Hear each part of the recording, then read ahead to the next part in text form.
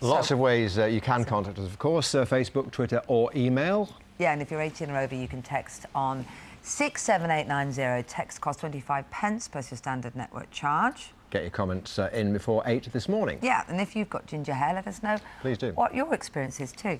Should we get the weather from Kirsty? Morning. I don't know if you want to know what it's like out here this morning. It's pretty grim across much of the London area, East Anglia and the South East. The overnight rain still clearing through, but I am hopeful of some sunshine to come today. Just also quite a few wintry showers. Once the rain band clears through, it's much colder air coming in behind. So maybe last night you were woken up by this band of heavy rain, quite gusty winds as it crossed over. It's obviously not quite made its way out of the country. I think it'll take until lunchtime to clear the far southeast. But once it does, behind it, it is significantly fresher, cooler, hopefully brighter, but there's a risk of certainly some snow and ice today for some of us. Now, although I say it's brighter, there are quite a few wintry showers around. Certainly the north and the west seeing the heaviest of the showers this morning. There's some hail and thunder mixed in and some sleet and snow. Now, in terms of snow, it's mainly over the hills across parts of the southwest, say the moors of southwest England. The further north you go, though, across parts of Scotland and Northern Ireland, we could well see, and northwest England, we could well see some snow to lower levels, but the main snow risk will tend to be still over the hills. Into the afternoon, and finally it should brighten up in the southeast. We keep the showers going, though, across much of the country. There is a risk, especially western parts of the country today. So again, the risk of hail, thunder, sleet and snow in some of the heavier showers will continue. The two main snow risk areas this afternoon really will be the hills of the southwest and also the Highlands and the Grampians. Now, in terms of temperatures today, it is feeling noticeably fresher. Most of us seeing around, say, 4 to 7 Celsius, maybe reaching around, say, 10 in the southeast corner. Tonight is going to be a cold night.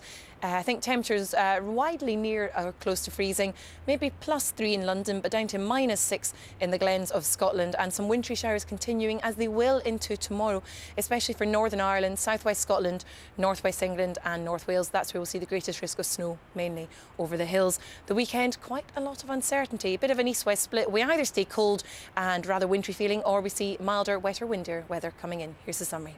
Find out what's in store this weekend on our website, itv.com/daybreak.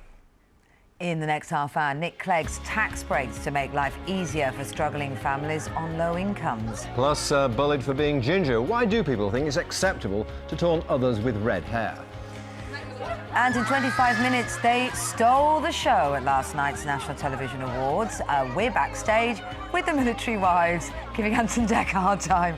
And after 7, the magical Helen McCrory. She's fresh from Harry Potter to tell us about her new BBC drama, We'll Take Manhattan.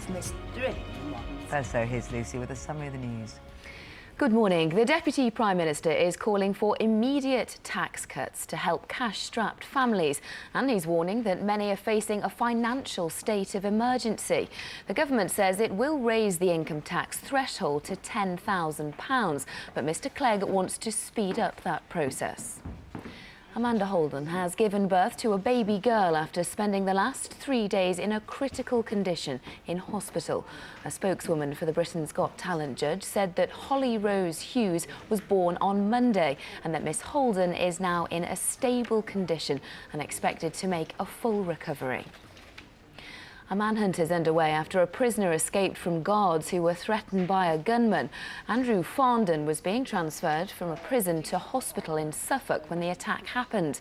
Police are now warning the public not to approach the men. It comes just 2 days after another prisoner escaped from a van in Worcestershire. Controversial plans to charge single parents for using the Child Support Agency have been rejected in the House of Lords. The proposals would mean a one-off fee of up to £100 paid to the CSA, plus around 10% of any maintenance payments. Last night, the Lords voted overwhelmingly against the proposals, but the government has said that the plans still have public support. At least 2 people are thought to have died after 2 buildings collapsed in Brazil. There were reports of an explosion in Rio de Janeiro shortly before it happened. Rescuers are now looking for survivors in the rubble.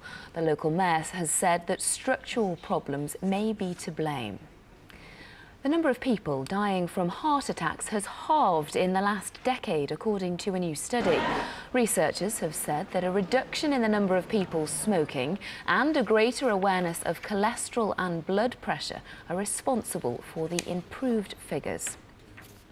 Now, it was a good night for Ant and Dec at the National Television Awards last night, as they picked up the award for Best Entertainment Presenters for the 11th year in a row. The pair also celebrated as I'm a Celebrity was named Best Reality Show. Among the other winners were Downton Abbey, Coronation Street and This Morning. That is your news at 6:32. Back to John and Kate. Thanks very much indeed. We're joined by the broadcaster Victoria Derbyshire for a look at the papers this morning. Good to see you. Morning, how are you? Very warm welcome. A quick look at some of the headlines here. Front page of the Daily Telegraph. Speed up the tax cuts, urges Clegg. We'll be talking to Nick Clegg at about 7:10 about those plans to raise the tax threshold to £10,000. Front page of the Times. Similar theme, recession looms as tensions rise in the EU. And of course, with that recession in mind and the fact that spending for many people is at boiling point, household bills are at boiling point, to use Nick Clegg's words, that prospect of a double-dip recession, a very daunting one.